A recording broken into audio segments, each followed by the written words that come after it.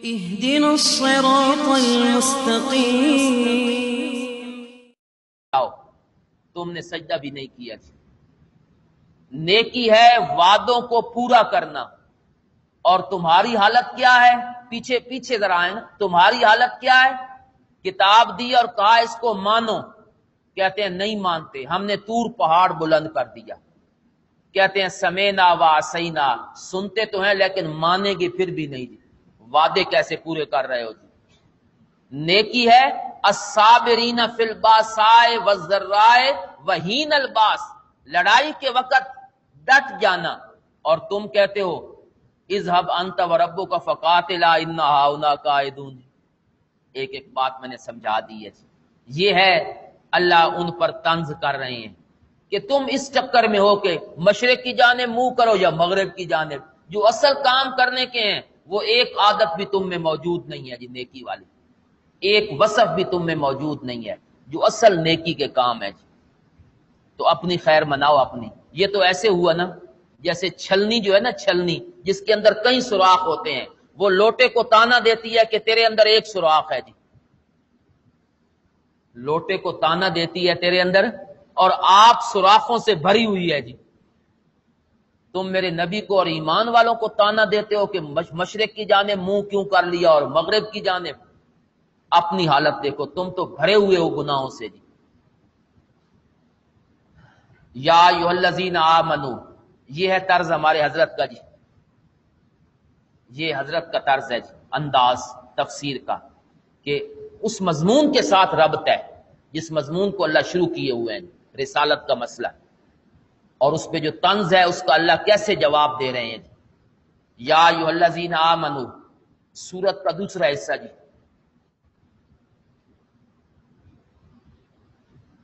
سورت کا دوسرا حصہ، دوسرے حصے میں دو مضمون ہیں جی۔ کون سے دو مضمون ہیں جی؟ جہاد فی سبیل اللہ، اور اس سے پہلے اللہ امور انتظامیہ کو ذکر کر رہے ہیں، تاکہ معاشرہ منظم ہو تو جہاد اچھا ہوگا جی، کامیابی ملے گی۔ امور انتظامیہ، یا ایھا الذین آمنو، امور انتظامیہ میں سے پہلا امر قصاص کا حکم جی۔ یا ایھا الذین آمنو کتب علیکم القصاص، اے ایمان والو تم پہ فرض کیا گیا ہے القصاص۔ قصاص کہتے ہیں جی المساوات، برابری، فی القتلى، مقتولین کے بارے میں، قتلہ قتیل کی جمع ہے جی، اور قتیل جو ہے یہ فعیل کے وزن پر بمعنی مفعول، قتیل بمعنی مقتول جی، مقتولین کے بارے میں۔ الحر بالحر، حر حر کے بدلے، غلام غلام کے بدلے، عورت عورت کے بدلے۔ مساوات کی تعلیم ہے جی، برابری کرنی ہے، برابری۔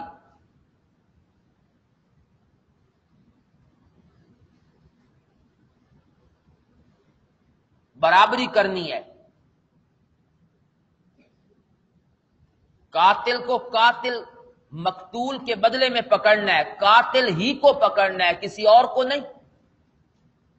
جیسے لوگ کرتے ہیں جی، ایک بندہ قتل ہوا، اس کو ایک بندے نے قتل کیا، نام کسی اور کا لکھوا دیتے ہیں کہ قاتل فلاں ہے، جو قبیلے کا سردار ہوتا ہے، زج کرنے کے لیے ان کو۔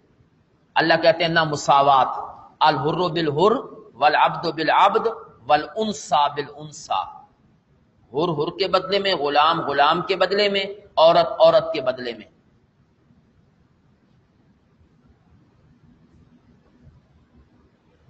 فمن عفی لہ من اخیہ شیء، یہاں سے دیت کا مسئلہ جی، پہلے قصاص اب دیت۔ فمن عفی لہ، وہ شخص کہ جس کو معافی دے دی جائے اپنے بھائی کی طرف سے، شیء تھوڑا کچھ معافی مل جائے کسی چیز کی۔ یہ من عفیہ سے کون مراد ہے جی؟ قاتل۔ من اخیہ، اس سے مراد ہے مقتول۔ قاتل کو معافی مل جائے مقتول کے وارثوں کی طرف سے، من اخیہ، اس کے بھائی کی طرف سے جس کو اس نے قتل کیا، اللہ نے اس کو بھائی کہا تاکہ دل نرم ہو جائے جی. چلو ہو جاتی ہیں بھائیوں میں کمی بیشی، تو اللہ دل نرم کر رہے ہیں کہ چلو اگر معافی دے دی گئی ہے قاتل کو، کس کی طرف سے؟ مقتول کے وارثوں کی طرف سے. کون سی معافی مراد ہے جی؟ کہ وہ مقتول کے وارث کہتے ہیں کہ ہم اس قاتل کو قتل نہیں کرتے، ہم اس سے بدلہ نہیں لیتے جان کا، یہ ہمیں دیت دے دے، پیسے دے دے، ہم معاف کر دیتے ہیں جی، قتل معاف کر دیتے ہیں، ہمیں یہ پیسے دے دے. تو اگر اس طرح کی معافی مل جائے، فاتباع بالمعروف، تو سنو جی، فاتباع اس کا پیچھا کرنا ہے اچھے طریقے سے، اس کا پیچھا کرنا ہے اچھے طریقے سے. وَأَدَاءٌ إِلَيْهِ بِإِحْسَانٍ، اور اس پیسوں کو ادا کرنا ہے اچھے طریقے سے. کیا مفہوم ہے جی اس کا؟ سن لیں. صلح ہو گئی جی، قاتل اور مقتول کے وارثوں کے درمیان صلح ہو گئی. صلح کس بات پر ہوئی؟ کہ قاتل جو ہے نا وہ مقتول کے وارثوں کو 10 لاکھ روپیہ دے گا. چلو جی طے ہو گیا. اب اس کی قسطیں مقرر ہو گئیں کہ 1 لاکھ فلاں تاریخ کو دے گا، 1 لاکھ فلاں تاریخ کو. اس کی مدت مقرر ہو گئی. اب جو مدت مقرر ہوئی ہے نا، تو جو مقتول کے وارث ہیں نا جنہوں نے پیسے لینے ہیں، وہ قاتل کا پیچھا کریں لیکن بالمعروف، اچھے طریقے سے، تنگ نہ کریں جی. پیسے لینے ہیں تو تنگ نہ کریں، غیر شرعی طریقہ اختیار نہ کریں. جو طے ہو گیا اس طے شدہ تاریخوں پر اس کے پاس جائیں اور کہیں جی تاریخ آ گئی ہے، ہمیں پیسے دے دو جی. یہ نہیں کہ بازار میں جا رہا ہے وہ بندہ اور وہ سامنے آ گئے مقتول کے وارث اور اسے کہا کڈو جی ساڑھے پیسے. دیتے کیوں نہیں جی؟ یا اس کو زج کرتا ہے، یاد ہے نا ہمارے پیسے دینے ہیں، وہ بیچارہ شرمندہ ہوتا ہے لوگوں کے سامنے. اس طرح نہیں کرنا جی. فاتباع بالمعروف، ان کو سمجھایا گیا. یہ کن کو سمجھایا جا رہا ہے جی؟ مقتول کے وارثوں کو. اچھا اب قاتل کو سمجھایا جا رہا ہے اداء الیہ بإحسان، تم بھی ادا کرنا اچھے طریقے سے. صلح ہو گئی ہے تو اب مال ہڑپ نہیں کرنا، تنگ نہیں کرنا ورثاء کو، پیسے دے دو اچھے طریقے سے. تاریخ آ جائے اس سے پہلے 1 دن پہلے دے دو. دونوں صحیح رہے نا جی، نظام پھر ٹھیک چلے گا. ان کو الگ سمجھایا اللہ نے، ان کو الگ سمجھایا جی. مقتول کے وارثوں کو بھی سمجھایا، قاتل کو بھی سمجھا دیا کہ دونوں ٹھیک ٹھیک کام کریں. ذالک تخفیف، یہ بات جو ہے اے دیت، یہ معافی تخفیف ہے تمہارے رب کی طرف سے، ورحمہ، اور اللہ کی رحمت ہے. اللہ نے قصاص کو ہٹا کر دیت والا قانون بھی نافذ کر دیا. صرف قصاص نہیں، اگر صرف قصاص ہوتا تو پھر بڑی مشکل ہوتی جی، پھر معافی شوافی کو نہیں، پھر قتل کے بدلے میں قتل. یہ تخفیف من ربکم، اللہ کی طرف سے تخفیف ہے اور رحمت ہے. فمن اعتدی بعد ذلک، جو زیادتی کرے گا اس کے بعد، فلہ عذاب علیم، اس کے لیے دردناک عذاب ہے. کون سی زیادتی مراد ہے؟ دیت لے کر قتل کر دے، معاف کر کے قتل کر دے. لوگوں کے کہنے پر ہوتا ہے نا جی، پیسے بھی لے لیے، معاف بھی کر دیا، پھر وہ قاتل نظر آیا جی کہیں بازار میں، اب یہ جا رہا ہے جی مقتول کا وارث، اس کو لوگوں نے ہوش دی، بڑے بڑے مونچھے رکھ کے بنے پھرتے ہو، اے تیرے پیو دا قاتل ویندا پیا تیرے سامنے، تیری غیرت کہاں سو گئی ہے جی؟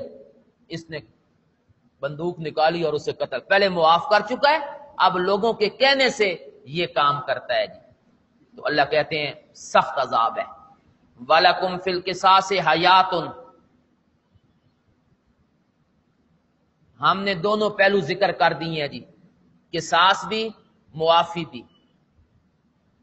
معافی کی 2 صورتیں ہیں، بالکل معاف کرنا یا پیسے لے کر صلح کر لینا.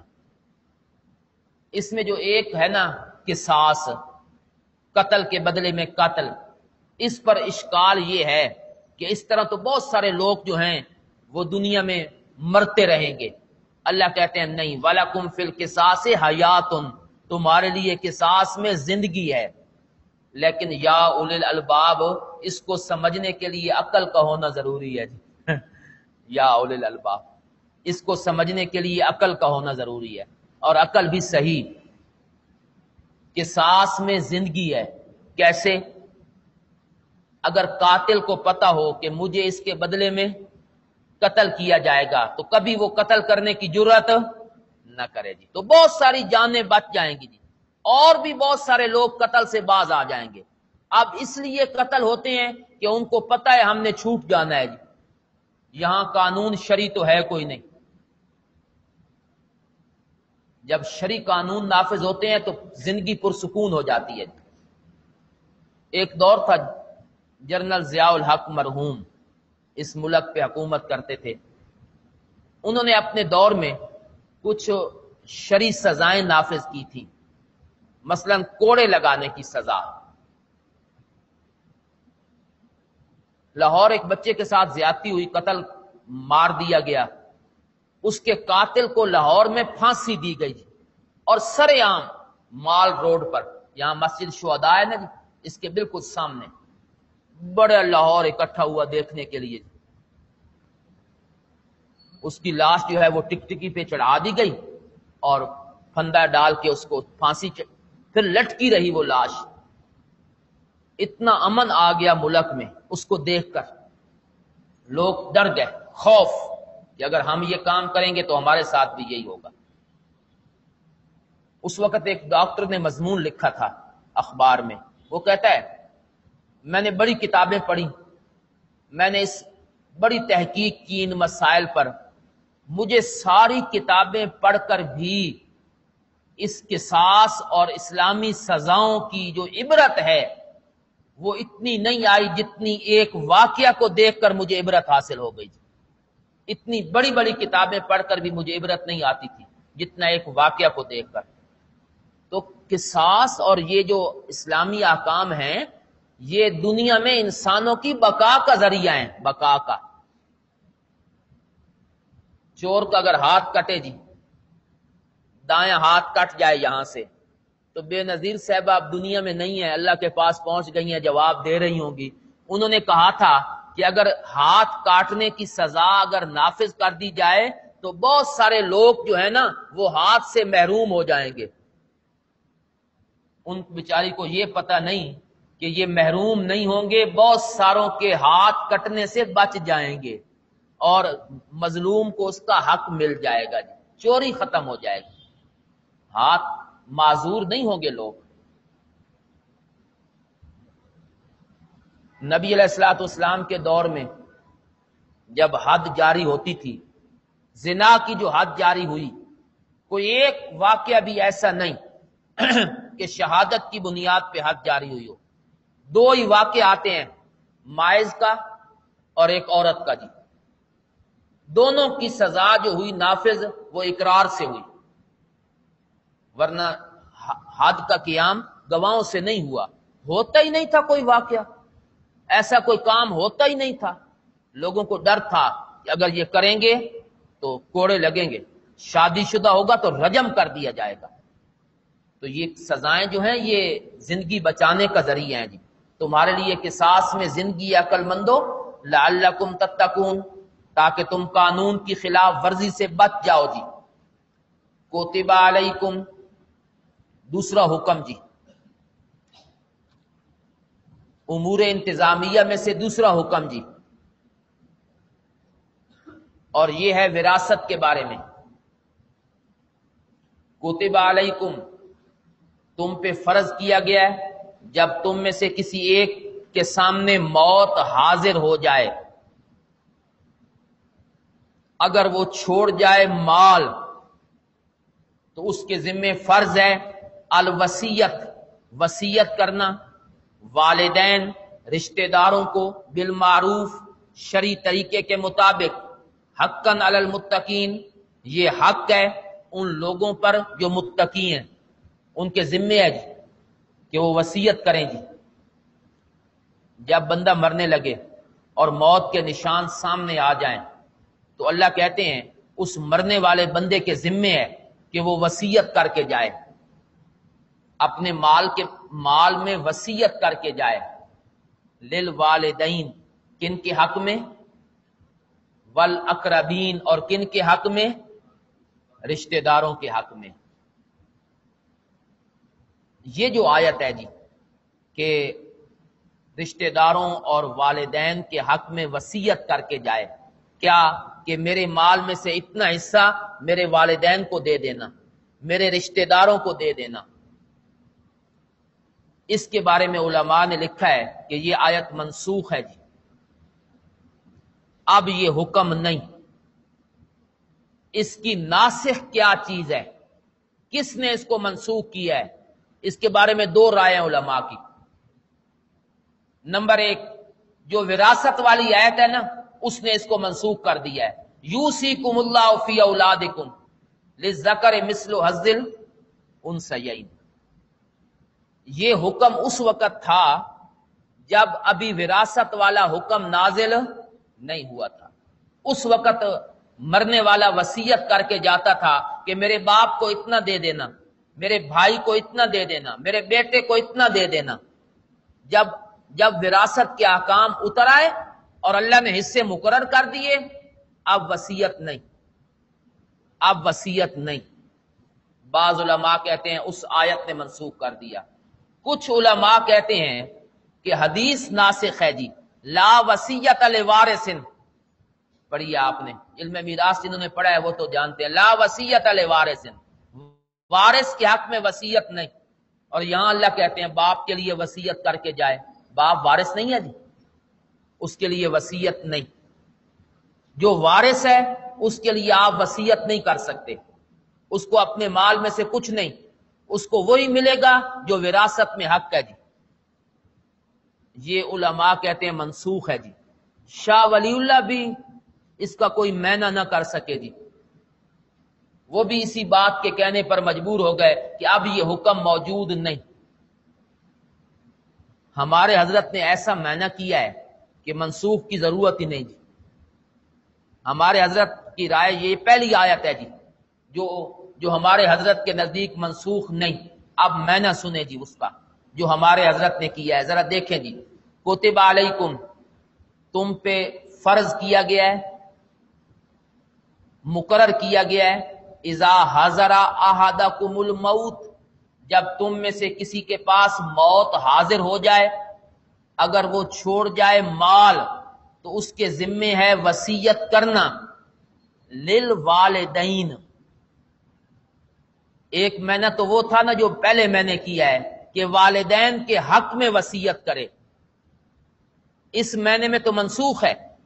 لیکن ہمارے حضرت نے یہ معنی کیا ہی نہیں. وہ معنی کرتے ہیں للوالدین، مرنے والے کے اگر والدین زندہ ہیں نا جی تو اپنے والدین کو وصیت کر کے جائے کہ میرا مال صحیح تقسیم کرنا. للوالدین، اپنے والدین کو وصیت کرے، والدین کے لیے نہیں، والدین کو وصیت کرے اور رشتہ داروں کو وصیت کرے کہ میرا مال صحیح تقسیم کرنا، گڑبڑ نہ کرنا میرے مال میں. جس کا جتنا حق بنتا ہے اس کو دینا، میری بیوی کا جتنا حق بنتا ہے اس کو دینا، میرے بچوں کا جتنا حق بنتا ہے اس کو دینا، میرے مال میں گڑبڑ نہ کرنا جی. للوالدین کا یہ مفہوم ہے جی. اب یہ کوئی منسوخ نہیں جی، اب بھی یہ حکم موجود ہے جی. اگر کوئی مرنے والا سمجھتا ہے کہ میرے مال میں گڑبڑ ہوگی تو وہ اپنے ماں باپ کو بلا کے کہہ سکتا ہے کہ میرے مرنے کے بعد میرا مال صحیح طریقے سے تقسیم کرنا جی. رشتہ داروں کو بھی کہہ سکتا ہے جی کہ میرا مال صحیح تقسیم کرنا جی. یہ ہے للوالدین کا مفہوم جی. فمن بدلہ، جو شخص اس وصیت کو بدل دے، بعد ما سمع، سننے کے بعد، اس نے تو صحیح وصیت کی تھی، بعد میں جو وارث وہاں موجود تھا نا جی جس کو وصیت کی تھی اس نے اس کو بدل دیا، تبدیل کر دیا، اس کی وصیت میں گڑبڑ کر دی. فإنما اسمہ علی الذین یبدلون، اس کا گناہ ان لوگوں پر ہے جو اس کو تبدیل کرتے ہیں۔ ان اللہ سمیع، اللہ سب کچھ سنتے ہیں، علیم سب کچھ جانتے ہیں جی۔ حاکم پر کوئی گناہ نہیں، ثالث پر کوئی گناہ نہیں، گناہ اس بندے پر ہے جو اس وصیت کو بدل دے۔ اس نے وصیت کچھ اور کی، سننے والے نے کچھ اور سنائی۔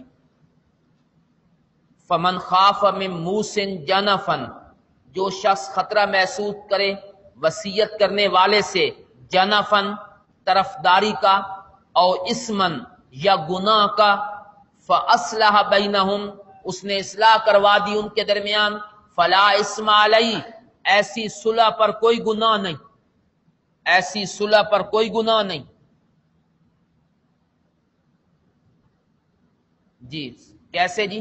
ایک آدمی وصیت کرتا ہے جی مرتے وقت کہ میرے مال میں سے نا اتنا مال، میری جو فلاں زمین پڑی ہوئی ہے نا فلاں شہر میں، اس پر سینما ہال بنا دیا جائے میرے مرنے کے بعد، چلو جی۔ یا میرا مال فلاں بزرگ کی جو قبر ہے یا فلاں مزار ہے اس میں خرچ کر دیا جائے، یہ گناہ کی وصیت ہے، یہ غلط وصیت ہے۔ اب جو بندہ درمیان میں سن رہا ہے وصیت کو، وہ اصلاح کروا دیتا ہے، وہ اس کو کہتا ہے خدا کے لیے ایسی وصیت نہ کرو جو گناہ کا کام ہے، تو وہ کہتا ہے ٹھیک ہے جی، ایسی اصلاح کروانے میں کوئی حرج نہیں، گناہ کے کام سے بچانے کے لیے اصلاح کرنا اس میں کوئی حرج نہیں۔ ان اللہ غفور الرحیم، اللہ بخشنے والے ہیں، رحم کرنے والے ہیں۔ دو امور انتظامیہ بیان ہو گئے جی، قصاص اور وراثت، وصیت، وراثت۔ اچھا جی، اب اللہ یا ایھا الذین آمنوا کتب علیکم الصیام، کس کا ذکر ہو رہا ہے جی؟ امر مصلح۔ کون سا امر مصلح؟ روزہ، روزے کا ذکر جی، امر مصلح۔ یہ اس لیے ہے کہ امور انتظامیہ پہ عمل کرنا آسان ہو جائے جی، امور انتظامیہ پہ عمل کرنا آسان ہو جائے۔ کیسے؟ پیچھے جو دو حکم ہے نا، قصاص اور اس کے ساتھ دیت، اس کا تعلق مال کے ساتھ ہے، دیت کا تعلق۔ یہ جو آگے وصیت والا مسئلہ ہے اس کا تعلق بھی مال کے ساتھ ہے۔ اچھا، مال کے بارے میں لوگ بڑی گڑبڑ کرتے ہیں، مال کے بارے میں لوگ اللہ کے احکام کو توڑ دیتے ہیں مالی فائدہ حاصل کرنے کے لیے۔ اللہ نے روزے کا ذکر کر دیا اور سمجھایا کہ لوگوں شرم کرو، شرم کرو، جب رمضان آتا ہے صبح روزہ رکھ لیتے ہو، شام تک تم نہ کھاتے ہو نہ پیتے ہو، سنو حلال چیزیں چھوڑ دی تم نے، سامنے کھانا پڑا ہوا ہے کھاتے نہیں، سامنے پانی پڑا ہوا ہے پیتے نہیں، حالانکہ حلال ہیں، صبح بھی حلال تھی، شام کے بعد بھی حلال ہیں۔ اگر میرے کہنے سے حلال چیزیں چھوڑ دی ہیں تو حرام چیزوں سے بھی بچو جی۔ ہاں، اس لیے درمیان میں روزے کا ذکر کر دیا کہ وصیت ہو یا دیت ہو، اس میں مال جو ہے نا تمہارے دل کو خراب کر رہا ہے، تمہارے ایمان کو خراب کر رہا ہے، روزے سے عبرت حاصل کرو۔ روزے میں حلال چیزیں چھوڑ دی ہیں تو حرام چیزوں سے بھی پرہیز کرو جی۔ اس لیے کہا یا ایھا الذین آمنوا، اے ایمان والو، کتب علیکم الصیام، تم پہ فرض کیے گئے روزے، کما کتب علی الذین من قبلکم، جیسا کہ فرض کیے گئے ان پر جو تم سے پہلے گزرے ہیں، لعلکم تتقون، اس کی حکمت یہ ہے کہ تم بچ جاؤ، پرہیزگار بن جاؤ جی۔ روزہ مشکل کام ہے جی، اس لیے اللہ نے اس کے اندر آسانی کے لیے کچھ لفظ ذکر کیے ہیں جی۔ وہ کون سے لفظ ہیں؟ نمبر 1 یا ایھا الذین آمنوا، پہلا لفظ جی، اے ایمان والو۔ مطلب یہ ہے کہنے کا کہ جب تم ایمان لائے تھے تو تم نے خود مانا تھا کہ ہم اللہ کے فرائض پورے کریں گے، تو اب فرض آ گیا ہے، پورے کرو جی، اپنے قول کو نبھاؤ۔ 1 نمبر 2، یہ روزے صرف تم پہ فرض نہیں، کما کتب علی الذین من قبلکم، تم سے پہلوں پر بھی فرض ہیں۔ یہ مشکل نہیں ہے، اگر مشکل ہوتے تو پہلے لوگ جو ہے وہ روزہ نہ رکھتے، تو یہ بھی آسانی کا لفظ ہے۔ جیسے کوئی بندہ مصیبت میں ہو اور بندہ کہے اے مصیبت تنہا تیرے پر نہیں ہے اور لوگوں پر بھی ہے، تو آسانی ہو جاتی ہے۔ نمبر 3، لعلکم تتقون، مقصد بہت بلند ہے جی، روزے رکھو گے اللہ تقوی عطا فرمائیں گے، جہنم سے بچائیں گے، تو تھوڑی سی مشقت برداشت کر لو۔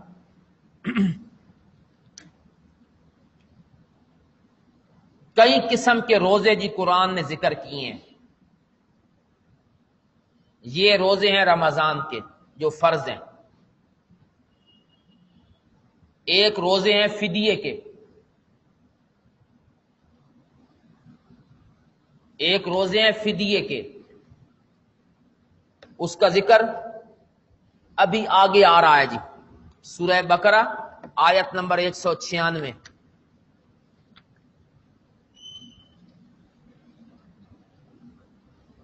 صفحہ نمبر 28،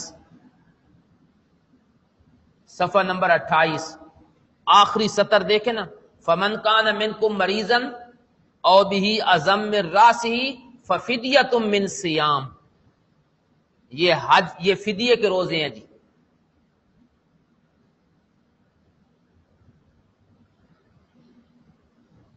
شکار اگر حرم میں شکار کر لیا جائے اس کے بدلے میں روزے جی، سورہ مائدہ دیکھیں جی،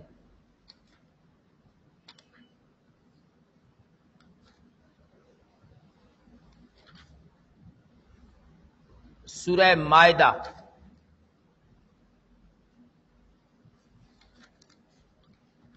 کہاں ہے جی وہ آیت جی؟ صفحہ نمبر 112،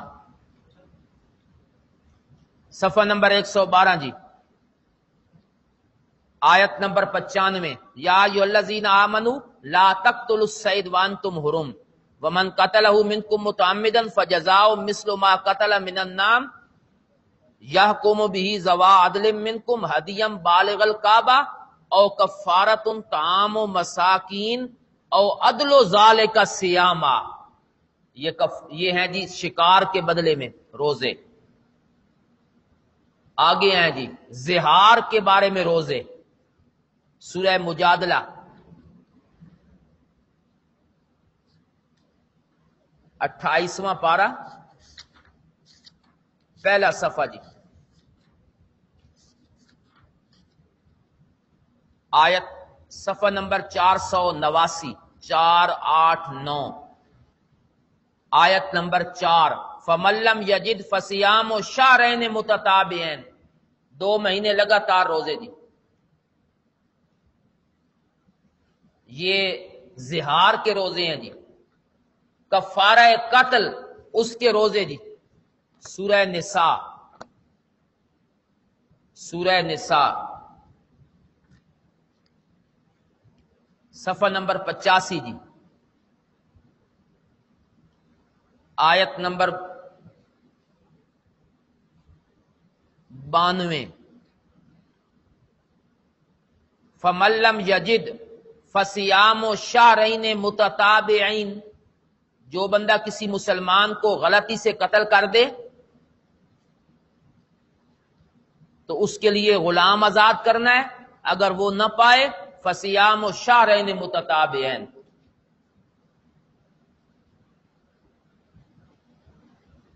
اچھا جی، ایک اور روزوں کا ذکر ہے جی، سورہ احزاب، سورہ احزاب 22واں پارہ جی،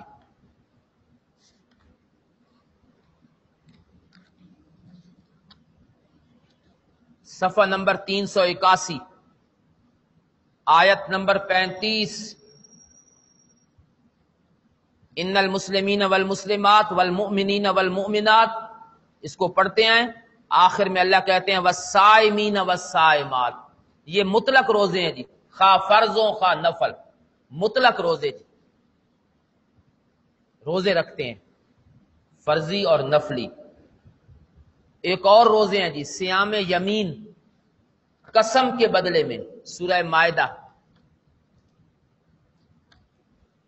آیت نمبر 89، 8، 9۔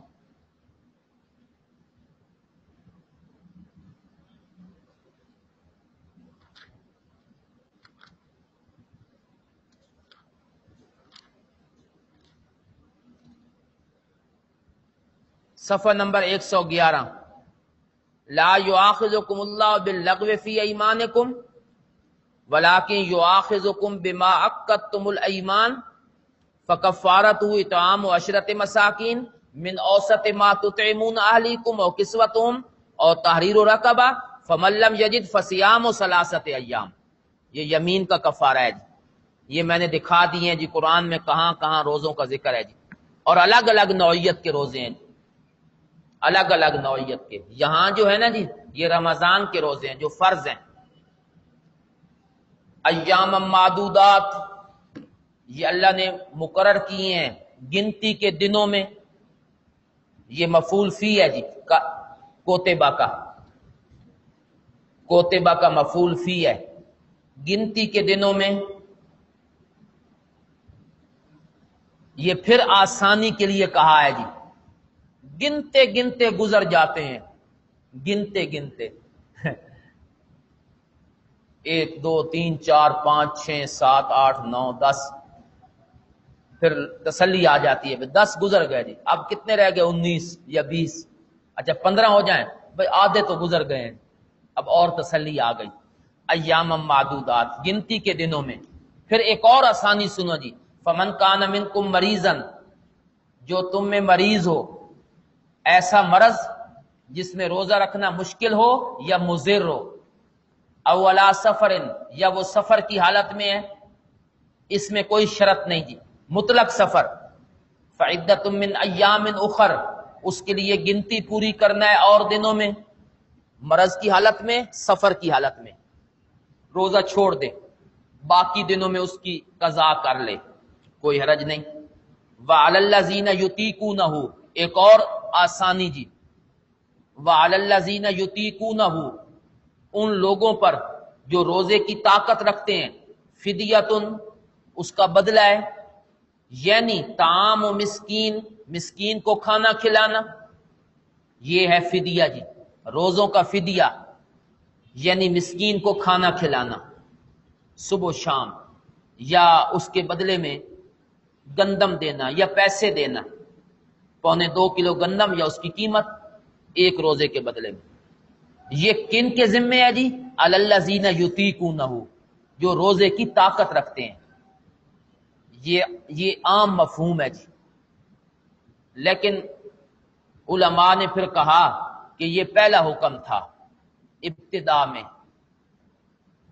کہ طاقت ہونے کے باوجود اللہ نے اختیار دیا تھا، مرضی ہے روزہ رکھے، مرضی ہے فدیہ دے، دونوں میں سے جو مرضی کر لے جی۔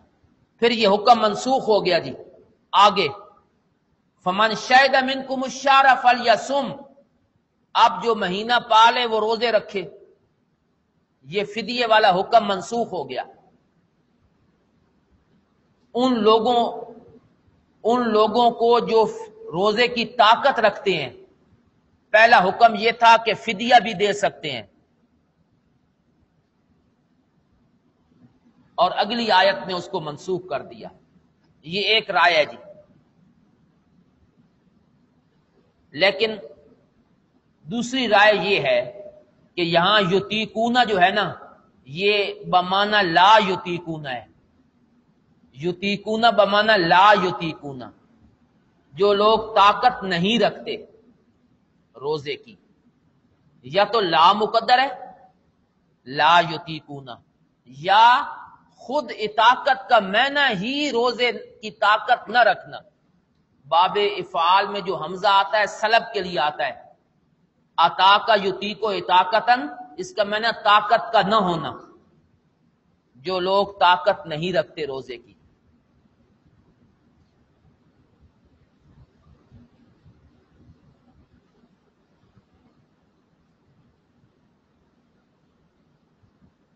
شاہ ولی اللہ نے معنی کیا ہے جی وَعَلَى الَّذِينَ يُطِيقُونَهُ، اس ضمیر کا مرجع یطیقونہ کی ضمیر کا مرجع فدیۃ ہے جی، اور اس سے صدقۃ الفطر مراد ہے۔ جو لوگ فطر رکھتے ہیں ان کے لیے فدیہ ہے طعام مسکین، کہ وہ صدقۃ الفطر ادا کریں جی۔ یطیقونہ کی ضمیر کا مرجع فدیۃ جی، اور فدیۃ مبتدا ہونے کی حیثیت سے اس کی جگہ پہلے ہے، مبتدا پہلے ہوتا ہے، تو یہ اشکال نہ ہو کہ اضمار قبل ذکر ہو رہا ہے، تذکرہ بعد میں ہے، ضمیر پہلے آ گئی۔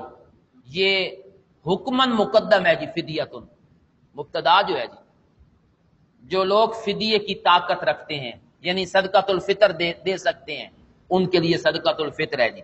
یہ شاہ ولی اللہ نے معنی کیا ہے۔ فمن تطوع خیرن، جو شخص تطوع خیرن خوشی سے کوئی نیکی کرے، مثلا سفر کی حالت میں روزہ رکھ لے، اجازت ہے پھر بھی روزہ رکھ لے، یا دوسرا معنی جی ایک کے بجائے 2 بندوں کو فدیہ دے دے، چلو جی 3 بندوں کو دے دے، خوشی سے نیکی کریں۔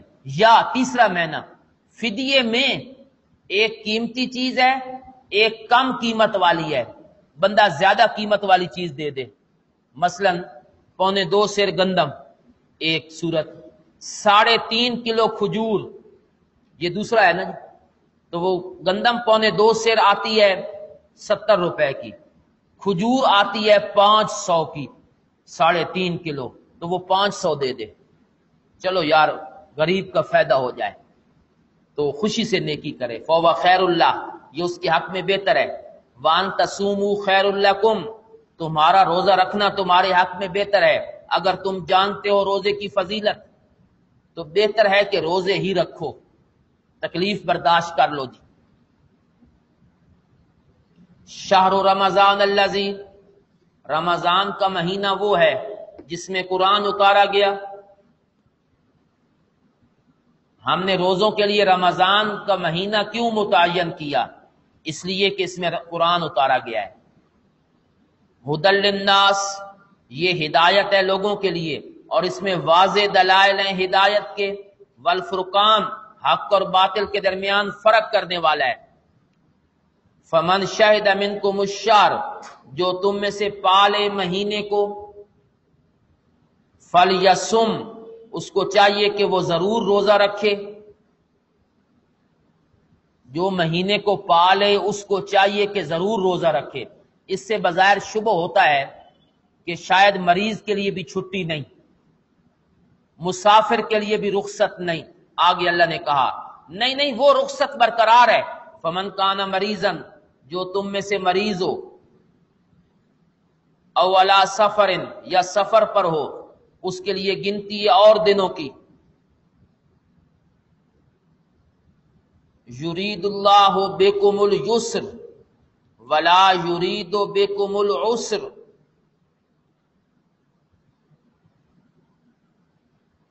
اللہ تمہارے بارے میں آسانی کا ارادہ کرتے ہیں، تنگی نہیں۔ اللہ تنگی پیدا نہیں کرنا چاہتے، آسانی۔ روزہ میں آسانی ہے، گرمی کتنی کیوں نہ ہو جی، مشکل کیوں نہ ہو، اللہ آسانی ہی پیدا کرتے ہیں جی۔ طبیعت تو نہیں چاہتی، لیکن اللہ کہتے ہیں رکھو گے تو اللہ آسانی کے راستے خود پیدا کر دیں گے، صبر عطا کریں گے۔ اب پیچھے جو ہے نا جی 3 حکم آئے،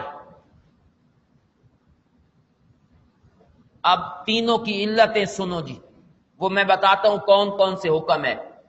پہلا حکم، رمضان کے پورے روزے رکھو جی، 29 کا ہو 30 کا ہو، من شہد منکم الشہر فلیصم، اس کو پورے روزے رکھنے ہیں۔ اس کی علت جی وَلِتُکْمِلُوا الْعِدَّۃَ، یہ پہلے حکم کی علت ہے جی. یہ پورے روزے اس لیے رکھنے ہیں تاکہ تم گنتی پوری کرو جی، تاکہ تم گنتی پوری کرو.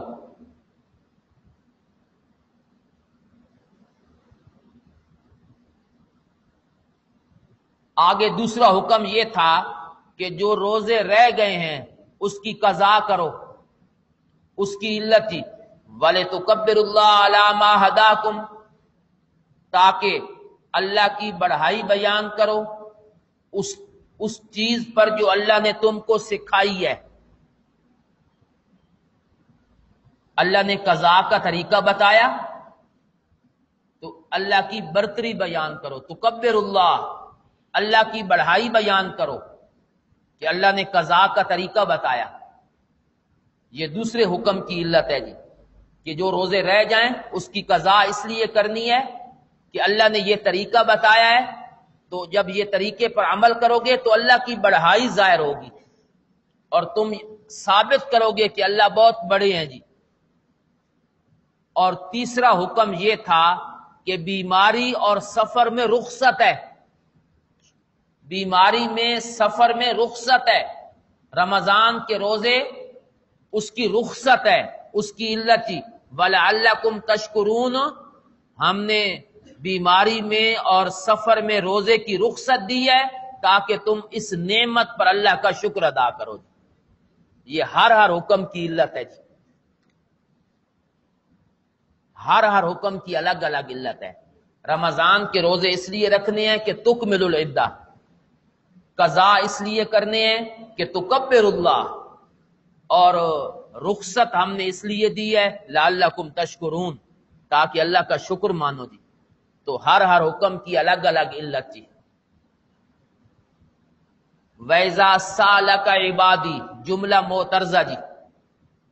ابھی احکام آگے چل رہے ہیں، درمیان میں اللہ نے کہا وَإِذَا سَأَلَكَ عِبَادِي، جب میرے بندے تجھ سے پوچھتے ہیں میرے بارے میں، فَإِنِّي قریب، تو میں بہت نزدیک ہوں.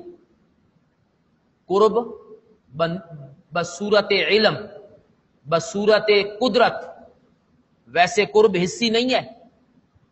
میں قریب ہوں اپنے علم کے اعتبار سے، قریب ہوں قدرت کے اعتبار سے. چنانچہ اس کا نتیجہ اجیب دعوت الداع، میں پکارنے والے کی پکار کا جواب دیتا ہوں. اذا دعان، جب وہ مجھے بلاتا ہے میں اس کی درخواست کو قبول کرتا ہوں جی.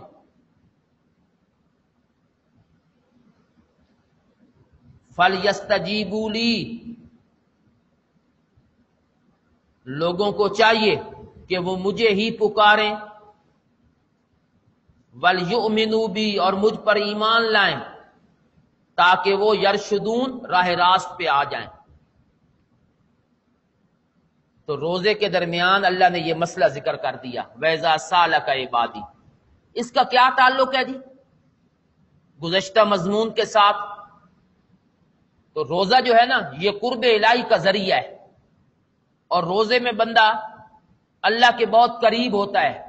اس لیے حدیث میں آتا ہے نبی علیہ الصلوۃ والسلام نے فرمایا کہ ابن آدم کا جو عمل بھی ہے اللہ اس کی جزا دگنی کر دیتے ہیں، کئی حصے کر دیتے ہیں الا الصوم، روزے کی کوئی جزا مقرر نہیں.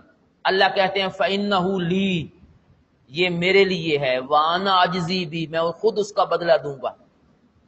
روزے میں انسان اللہ کے قریب ہو جاتا ہے. کس طرح قریب ہو جاتا ہے؟ روزہ یہ ایسی عبادت ہے جس میں بندہ کھاتا نہیں، پیتا نہیں، اپنی جائز خواہشات کو پورا نہیں کرتا. یہی اللہ کی صفتیں ہیں جی. اللہ بھی نہیں کھاتے، اللہ بھی نہیں پیتے، اور اللہ بھی شہوانی خواہشات سے پاک ہیں. تو جب بندہ یہ کام کرتا ہے تو اللہ کے قریب ہو جاتا ہے. جب قریب ہوتا ہے تو پھر اللہ کہتے ہیں جب مجھے پکارتا ہے اجیب دعوت الداع، میرے بندے میرے بارے میں پوچھتے ہیں اور روزے کی حالت میں کہتے ہیں ہم اللہ کے قریب ہو گئے. جی ہاں ہو گئے، اب مجھے پکارو، میں پکار سنوں گا بھی صحیح، جواب بھی دوں گا جی. اجیب دعوت الداع، میں درخواست کو قبول کرتا ہوں جی. اعتراض یہ ہوتا ہے کہ بہت ساری درخواستیں لوگ کرتے ہیں، اللہ قبول نہیں کرتے۔ یہاں اللہ کہتے ہیں اجیب دعوت الداع اذا دعان، جب کوئی بلانے والا بلاتا ہے میں اس کی درخواست قبول کرتا ہوں۔ تو ایک جواب تو عام طور پہ مفسرین نے دیا ہے کہ قبول ضرور ہوتی ہے چاہے اس کی شکل کوئی بھی ہو۔ بعض اوقات اللہ وہ چیز دے دیتے ہیں، بعض اوقات کوئی مصیبت دور کر دیتے ہیں، کبھی اللہ آخرت میں بدلہ دیں گے۔ لیکن ہمارے حضرت کہتے ہیں نہیں، یہ مفہوم نہیں ہے جی اس لفظ کا۔ اجیب و دعوت الداع کا ایک اور مفہوم ہے، وہ یہ ہے کہ اللہ کہنا یہ چاہتے ہیں کہ قبول میں ہی کرتا ہوں، کوئی اور نہیں کرتا۔ یہ نہیں کہنا چاہتے کہ سب کی قبول کرتا ہوں، جس کی بھی کرتا ہوں میں ہی کرتا ہوں۔ اجیبو، سنتا بھی میں ہوں، قبول بھی میں ہی کرتا ہوں، تمہارے معبود نہیں جن کو تم کہتے ہو کہ یہ ہمیں اللہ کے قریب کر دیتے ہیں۔ ما نعبدہم الا لیقربونا الی اللہ زلفا، اللہ ہماری نہیں سنتا، ان کی نہیں موڑتا،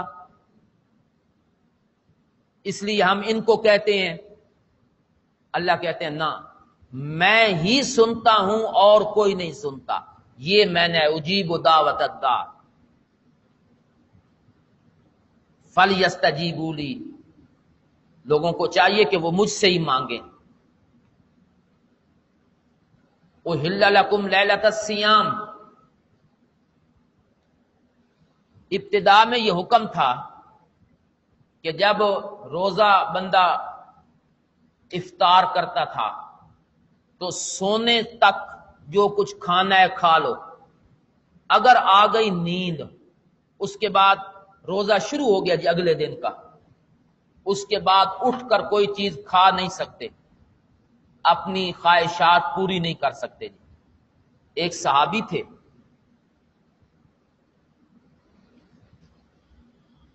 وہ بیچارے تھکے ماندے گھر آئے شام کے وقت، بیوی سے کہا کوئی چیز کھانے کے لیے ہے؟ اس کا کیا حال ہے؟ تو کوئی شے نہیں، لیکن تھوڑی دیر تک میں تیار کر دینی ہوں۔ اچھا، یہ تھکے ہوئے تھے، سو گئے۔ اب جیسے ہی سو گئے تو کھانا پینا تو حرام ہو گیا نا، اب تو اٹھے نا تو اسی نیند کی حالت میں صبح اٹھے تو کھایا پیا بھی کچھ نہیں تھا، تھکے ماندے تھے، بھوک غالب آ گئی، دوپہر کو بے ہوش ہو گئے جی بھوک کی وجہ سے۔ تو اللہ تعالیٰ نے اجازت دی جی، اُحِلَّ لَكُمْ، تمہارے لیے جائز کر دیا گیا ہے، لیلۃ الصیام، روزے کی راتوں میں، الرفث الی نسائکم، الگ ہونا اپنی بیویوں کے پاس۔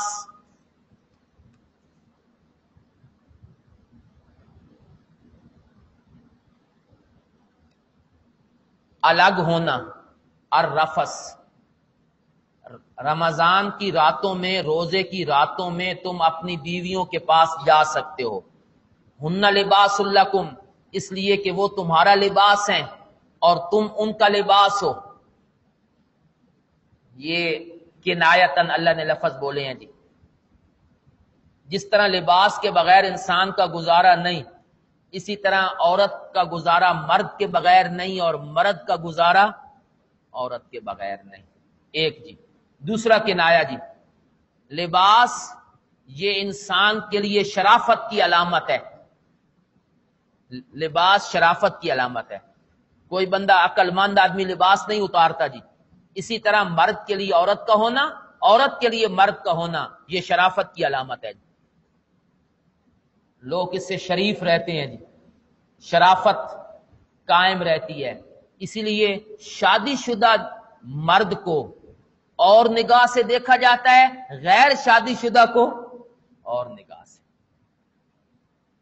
عمر جب آ جائے نا، بچوں کی بات، آپ کی بات نہیں کر رہا، آپ تو طالب علم ہیں، جب بندہ اس عمر میں آ جاتا ہے جس عمر میں شادی ہونی ہوتی ہے، پھر شادی نہیں کرتا نا، لوگ پوچھتے ہیں کیوں بھائی، کیوں بھائی، کیا وجہ ہے، کیوں نہیں رشتہ مل رہا، کیا رکاوٹ ہے؟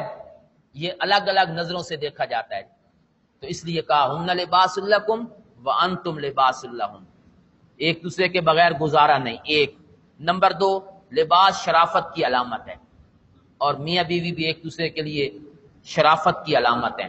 عالم اللہ، اللہ کو معلوم تھا، انکم کنتم تختانون انفسکم، تم اپنے آپ سے خیانت کر بیٹھو گے، اپنے آپ سے خیانت کر بیٹھو گے، کی نہیں؟ کیا میں نے خیانت کا؟ کہ جو چیز تم پر واجب ہے تم اس کو پورا نہیں کر سکو گے،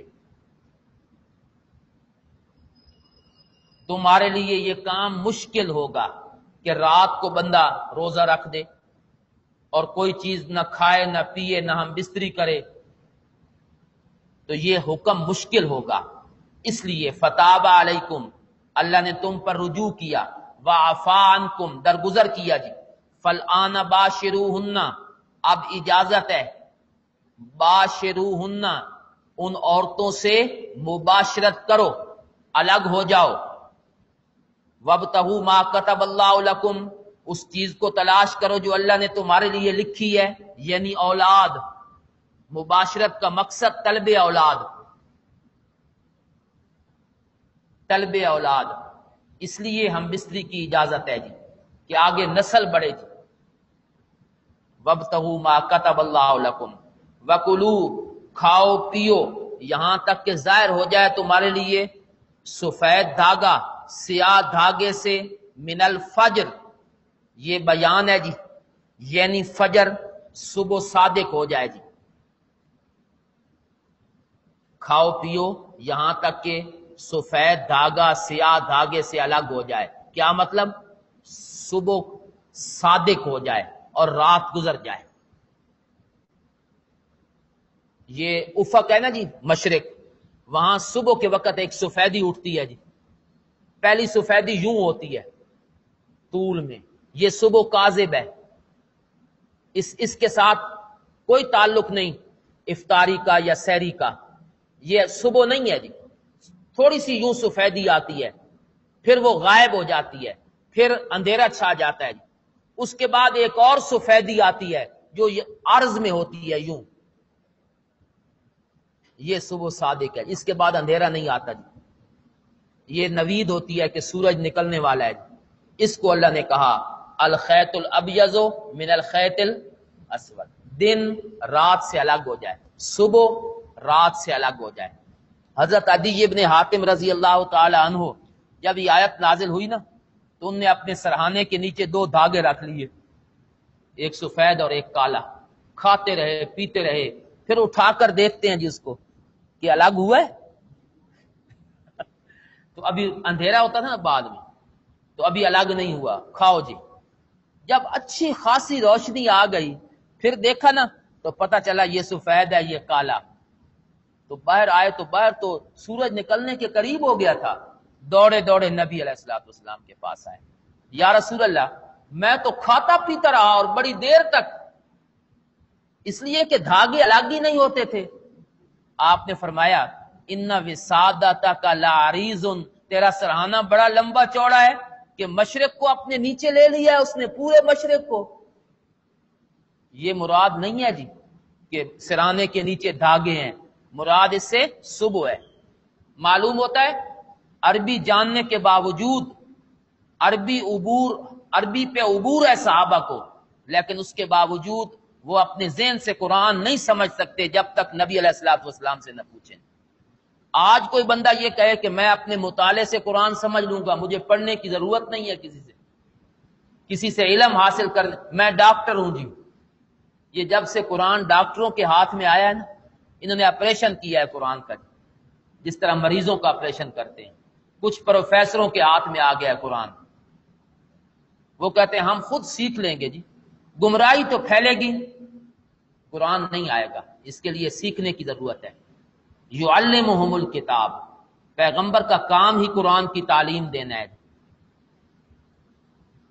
اگر کوئی مولوی یہ کہے جی کہ میں انگریزی کتابیں پڑھ کے اور ڈاکٹری کی کتابیں پڑھ کے ڈاکٹر بن جاؤں گا اور پریکٹس کرنی شروع کر دوں گا، کرنے دیں گے ڈاکٹر جی؟ وہ کہیں گے نہیں، اس کے لیے باقاعدہ سیکھنا پڑتا ہے۔ اچھا تمہارا شعبہ جو ہے وہ اتنا مضبوط ہے کہ بغیر پڑھے نہیں آتا، تو دین کا شعبہ اتنا کمزور ہے کہ بغیر پڑھے آ جائے گا جی۔ اگر تم ہمیں اپنی منصب پہ نہیں آنے دیتے اس لیے کہ ہم پڑھے ہوئے نہیں، تو تم بھی نہیں آ سکتے جب تک باقاعدہ قرآن کو پڑھو گے نہیں۔ اس کی تعلیم علم مطالعے سے نہیں آتا، عربی جاننے سے نہیں آتا، تفسیریں پڑھنے سے نہیں آتا جی، باقاعدہ اس کے لیے تعلیم و تعلم ہے، کسی سے سیکھنا پڑتا ہے جی۔ ثم اتموا الصیام الی اللیل، پھر روزہ پورا کرو رات تک، رات خارج ہے جی اس سے، رات تک۔ امام یوسف رحمہ اللہ کے پاس جو شاگرد پڑھتے تھے نا، ایک شاگرد تھا وہ کوئی بات ہی نہیں کرتا تھا، سوال ہی نہیں کرتا تھا، تو باقی سارے پوچھتے تھے، وہ نہیں پوچھتا تھا۔ اب نہ پوچھنے کی دو وجہ ہوتی ہیں جی، کہ یا تو بہت زیادہ جانتا ہے یا بالکل نہیں جانتا۔ امام یوسف رحمہ اللہ کو سمجھ نہیں آتی تھی کہ یہ پوچھتا بھی نہیں ہے، تو پتہ تو چلے کہ امام صاحب نے ایک دن اس سے کہا یا تم کوئی نہیں بات پوچھتے، باقی سب پوچھتے ہیں، تو اس نے کہا جی کوئی آئے گی تو پوچھوں گا جب موقع آئے گا۔ تو جب یہ آیت آئی نا ثم اتموا الصیام الی اللیل کہ روزہ پورا کرو رات تک، کہنے لگا حضرت مجھے اشکال ہے جی۔ سب متوجہ ہوئے کہ پتہ نہیں کیا اشکال اس کو پیش آیا ہے۔ کہنے لگا قرآن کہتا ہے روزہ جو ہے نا جب سورج غروب ہو جائے، رات آ جائے تو روزہ کھول دو، اگر سورج آدھی رات تک غروب نہ ہو تو پھر کیا کریں جی؟ انہوں نے کہا تیرا چپ رہ نہیں بہتر ہے جی، آدھی رات آئے گی کیسے اگر سورج نہیں غروب ہوگا جی؟ ادھر کہتا ہے آدھی رات، رات تو آنی تب ہے جب سورج غروب ہوگا جی۔ تو شیخ سعدی رحمہ اللہ نے کہا تھا تا مرد سخن نہ گفتہ باشد، عیب و ہنرش نہ افتہ باشد، ہر بے شگماں مگر کے خالیز شاید کے پلنگ خفتہ باشد۔ جب تک مرد بات نہیں کرتا اس کے عیب اور ہنر چھپے ہوئے ہوتے ہیں، جب بات کرتا ہے تو پھر سمجھ آتی ہے کہ اس کے اندر کیا ہے جی۔ ایک ہمارے استاد تھے حضرت مولانا شیر محمد صاحب جمٹ والے، بڑے مشہور صرف و نحو کے، میں نے ان سے پڑھا ہے، تو وہ ایک واقعہ سناتے تھے کہ ایک عالم تھے، وہ پڑھا رہے تھے شرح جامی یا کوئی کتاب، تو ایک آدمی آیا جی، بڑی اس نے پگڑی اور جبہ کبا اور دستار، اور وہ ڈر گئے عالم کے کوئی مجھ سے بھی بڑا عالم آ گیا ہے جی، تو انہیں کتاب بند کر دی جی، اور شاگردوں کو کہا جاؤ جاؤ فلاں عالم صاحب آئے ہیں، میں نے ان کا، اندر سے تو ڈرے ہوئے تھے کہ ان کے سامنے کیسے پڑھاؤں۔ تو شاگرد جب گئے نا جی تو حضرت نے انہیں بلایا بٹھایا، کہنے لگے حضرت آپ کا نام اسم شریف، کہتا ہے یوسف۔ یوسف جس طرح وہ عالم نے شاگردوں کو کہا آؤ اے یوسف بن یکے، آ جاؤ آ جاؤ اے یوسف بن یک، تو اس کو تو پورا نام بھی صحیح لینا نہیں آتا تھا کہ یوسف ہے یا یوسف ہے۔ تو یہ اسی طرح ہوتے ہیں جی کچھ لوگ۔ ثم اتموا الصیام الی اللیل ولا تباشروہن، یہ جو ہم نے تمہیں اجازت دی ہے کہ رات کو تم اپنی بیویوں کے پاس جا سکتے ہو، یہ اجازت ان لوگوں کے لیے نہیں جو اعتکاف بیٹھے ہوئے ہیں جی۔ ولا تباشروہن، مت مباشرت کرو عورتوں سے، حالانکہ تم عاکفون فی المساجد، اعتکاف بیٹھے ہوئے ہو مسجدوں میں۔ تلک حدود اللہ، یہ اللہ کے ضابطے ہیں، فلا تقربوہا، ان کو توڑنا تو بجائے خود قریب بھی نہیں جانا۔ کذالک یبین اللہ، اللہ ایسے ہی بیان کرتے ہیں اپنی آیات لوگوں کے لیے، لعلہم یتقون، تاکہ لوگ بچ جائیں جی۔ ولا تاکلوا اموالکم، امور انتظامیہ میں سے تیسرا امر جی، امور مسلحہ کو سن لیا، روزہ، تو آؤ پھر آتے ہیں جی مال کی طرف۔ مت کھاؤ لوگوں کا مال آپس میں غلط طریقے سے، بالباطل، غلط طریقے سے، ہر ناجائز طریقہ اس میں آ گیا۔ بالباطل کا لفظ اتنا جامع ہے، ہر ناجائز طریقہ، رشوت کا مال، چوری کا مال، حرام کا مال، ٹھیک ہے جی، غصب کا مال، خیانت کا مال، یہ چندوں کا مال، خیانت، ہر طریقہ اس میں آ گیا بالباطل، کسی کی مرضی کے بغیر، خوشی کے بغیر اس کا مال کھانا۔ مثلا آؤ بھائی پیسے اکٹھے کرو، آج کھانا کھائیں گے رات کو، اے طالب علم کمروں میں بیٹھے ہوتے ہیں نا، تو اب ایک آدمی بیچارہ جو ہے وہ اس کے پاس کچھ نہیں، یا اس کا دل نہیں چاہتا، لیکن شرم کی وجہ سے دیتا ہے کہ دوسرے جو دے رہے ہیں میں نہیں دوں گا، یہ طالب مجھے چھوڑیں گے نہیں، وہ شرم سے دیتا ہے، یہ بھی بالباطل ہے جی۔ لا یحل لمسلم ان یاکل مال اخیہ الا بطیب نفسہ، حدیث میں آتا ہے کسی مسلمان کے لیے جائز نہیں کہ وہ اپنے بھائی کا مال بغیر اس کی دل کے خوشی کے کھائے، یہ خوشی نہیں ہوتی دل کی، یہ زبردستی ہوتی ہے شرم کی وجہ سے۔ اسی طرح خصوصی چندے،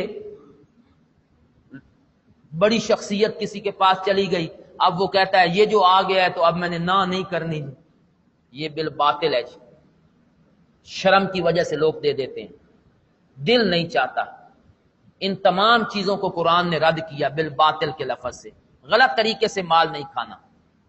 دیکھو روزے کے مسئلے تم نے پڑھ لیے ہیں، وہاں تم حلال مال سے بھی رک گئے، حلال مال بھی نہیں کھاتے میرے کہنے سے، تو غلط مال کیوں کھاؤ گے جی؟ یہ بھی تو میں نے ہی منع کیا ہے نا۔ وَتُدْلُوا بِهَا إِلَى الْحُكَّامِ، اور مت لے جاؤ ان مالوں کو إِلَى الْحُكَّامِ، حاکموں کے پاس، رشوت مال حکام کے پاس مت لے جاؤ بطور رشوت کے، لِتَأْكُلُوا فَرِيقًا مِّنْ أَمْوَالِ النَّاسِ، تاکہ تم ایک جماعت کا مال کھا لو، نہ تاکہ تم کھا لو کچھ حصہ لوگوں کے مالوں میں سے، بالاسم گناہ سے، وانتم تعلمون، حالانکہ تم جانتے ہو۔ رشوت دے کر دوسروں کے مال پہ قبضہ کرنا، حاکموں کو مال دے کر دوسرے کے مال پہ قبضہ کرنا۔ مثلا زمین کا جھگڑا ہے جی، ایک بندے کو پتہ ہے کہ یہ زمین میری نہیں، وہ حاکم کو رشوت دیتا ہے اور کہتا ہے میرے نام لکھ دو، وہ پیسے لے کر لکھ دیتا ہے، یہ ہے لِتَأْكُلُوا فَرِيقًا مِّنْ أَمْوَالِ النَّاسِ، لوگوں کے مال کا کچھ حصہ کھا رہے ہو رشوت دے کر، اس طرح مت کیا کرو جی۔ یہاں دو بندے مجرم ہیں، یہ رشوت لینے والا دینے والا یہ الگ گناہ، اور لوگوں کے مال پہ قبضہ یہ الگ گناہ، دو قسم کے گناہ جمع ہو گئے، رشوت کا الگ گناہ اور لوگوں کے مال پہ ناجائز قبضہ یہ الگ گناہ۔ اس طرح مال نہ کھایا کرو۔ تو روزوں کے آخر میں اللہ نے یہ مسئلہ ذکر کیا، اس لیے کہ روزے کا مقصد یہی ہے کہ حرام سے بچو، حلال سے بچتے ہو تو حرام سے بھی بچو جی، اس لیے آخر میں اللہ نے یہ مسئلہ ذکر کیا، اور درمیان میں اللہ نے مسئلہ ذکر کیا وَإِذَا سَأَلَكَ عِبَادِي عَنِّي فَإِنِّي قَرِيبٌ۔ ایک توجیہ تو میں نے اس کی یہ کی تھی کہ چونکہ روزے میں بندہ اللہ کے قریب ہوتا ہے تو اس لیے اللہ کو پکارنا چاہیے۔ دوسری توجیہ اس کی سن لیں جی کہ اس کو اللہ نے درمیان میں کیوں ذکر کیا ہے جی، روزے والے مضمون میں اللہ اس کو کیوں لائے ہیں؟ جس رکوع میں روزے کا ذکر ہے، یہی رکوع، اس میں اللہ نے دو چیزوں کا ذکر کیا، ایک روزے کا اور ایک رمضان کا تعارف، اور وہ ہے قرآن کے ذریعے کہ شہر رمضان الذی انزل فیہ القرآن، ایک رمضان ایک قرآن۔ اللہ نے قرآن کا خلاصہ بیان کیا وَإِذَا سَأَلَكَ عِبَادِي عَنِّي فَإِنِّي قَرِيبٌ، یہ پورے قرآن کا خلاصہ ہے، یہ قرآن کا نچوڑ ہے۔ اور رمضان کا خلاصہ اللہ نے آخر میں بیان کیا وَلَا تَأْكُلُوا أَمْوَالَكُمْ بَيْنَكُمْ بِالْبَاطِلِ، رمضان کے روزے اس لیے ہیں کہ لوگوں کا مال نہ کھاؤ جی۔ تو ایک آیت میں رمضان کا خلاصہ اور دوسری آیت میں قرآن کا خلاصہ، اس لیے ایک جگہ پہ عقیدے کا ذکر کر دیا، دوسری جگہ پہ عمل کا ذکر کر دیا۔ رمضان کا خلاصہ یہ ہے کہ ناجائز مال نہیں کھانا، اور قرآن کا خلاصہ یہ ہے کہ اللہ ہی کو پکارنا ہے، کسی اور کو نہیں پکارنا ہے۔